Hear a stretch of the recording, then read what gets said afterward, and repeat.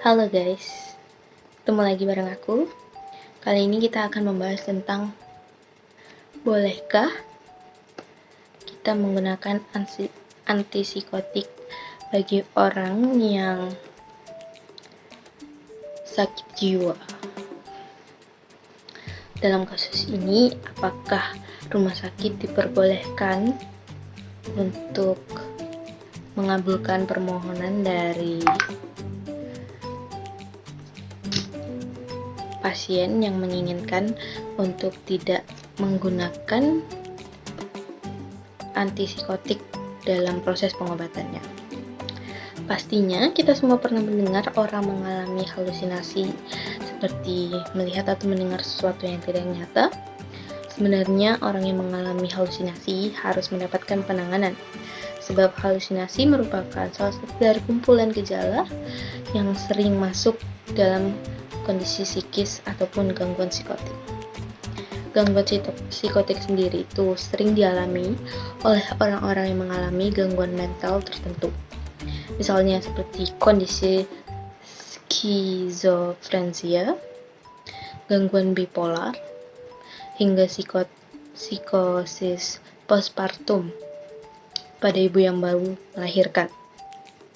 Penanganan kondisi psikosis tersebut dapat dilakukan dengan pemberian obat-obatan. Nah, obat-obatan inilah yang disebut sebagai antipsikotik. Mengenal lebih dalam mengenai antipsikotik. Mari kita mengenalnya. Antipsikotik yang digunakan sebagai penanganan psikosis dengan menghambat neurotransmitter dopamin. Itu merupakan antipsikotik. Dopamin itu merupakan salah satu neurotransmitter di otak yang sebenarnya berperan dalam komunikasi zat kimia dalam tubuh. Pada orang yang mengalami psikosis, sinyal dopamin tidak normal. Dan obat dari antipsikotik ini bekerja untuk memblokir pesan-pesan yang tidak normal tersebut. Antipsikotik sendiri terbagi menjadi dua golongan berdasarkan daripada tahun penemuannya. Antipsikotik yang pertama yaitu antipsikotik tipikal dan antipsikotik atipikal. Yang pertama, antipsikotik tipikal yaitu adalah obat untuk mengatasi episode psikosis yang kerap terjadi pada penderita skizofrenia. Pada beberapa kasus, antipsikotik tipikal juga digunakan untuk memulihkan kondisi mania atau perasaan gembira yang berlebih, rasa gelisah, serta kondisi kejiwaan lain. Obat ini juga biasa disebut sebagai neuroleptik atau antipsikotik konvensional yang menjadi antipsikotik generasi pertama. Obat ini menjadi generasi pertama dari antipsikotik. Antipsikotik mulai dikembangkan kembali pada tahun 1950-an. Yang kedua adalah antipsikotik atipikal. Antipsikotik atipikal adalah obat yang digunakan untuk memulihkan kondisi psikosis atau gangguan psikotik. Antipsikotik atipikal merupakan gangguan antipsikotik yang lebih baru dari antipsikotik tipikal. Ditemukan sekitar tahun 1990-an. Karena termasuk baru, golongan ini disebut sebagai antipsikotik generasi yang kedua.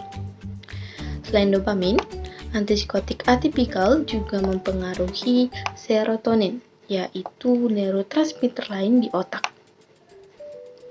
Efek samping dari antipsikotik tipikal dan antipsikotik atipikal yaitu antipsikotik tipikal memiliki potensi yang lebih besar untuk menimbulkan efek samping ekstrapiramidal, yaitu efek ini mengganggu sistem ekstrapiramidal di otak yang berarti mengganggu sistem motorik serta koordinasi tubuh.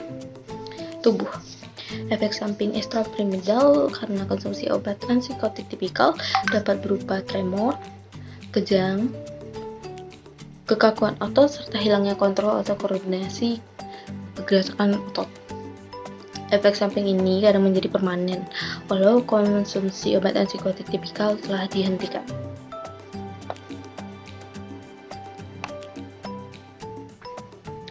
Obat antipsikotik atipikal berbeda dengan antipsikotik tipikal.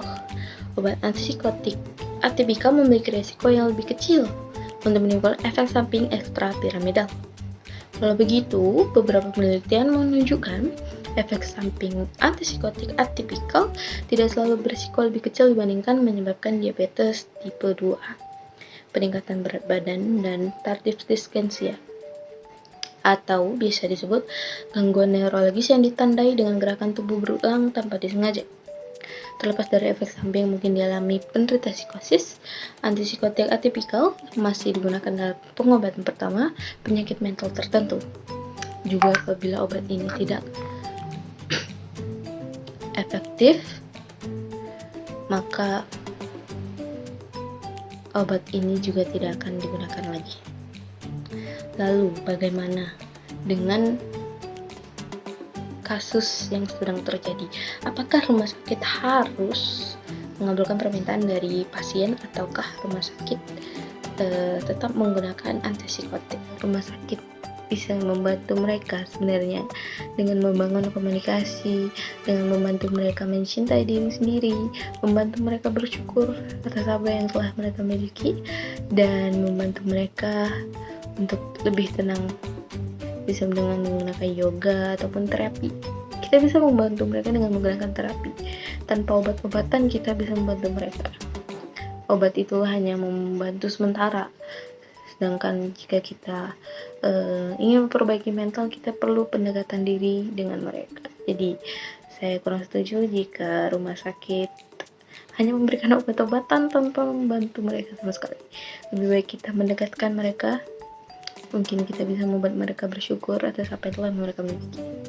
Demikian yang dapat saya sampaikan. Terima kasih, kurang dan lebihnya mohon dimaafkan, dan sampai jumpa kembali.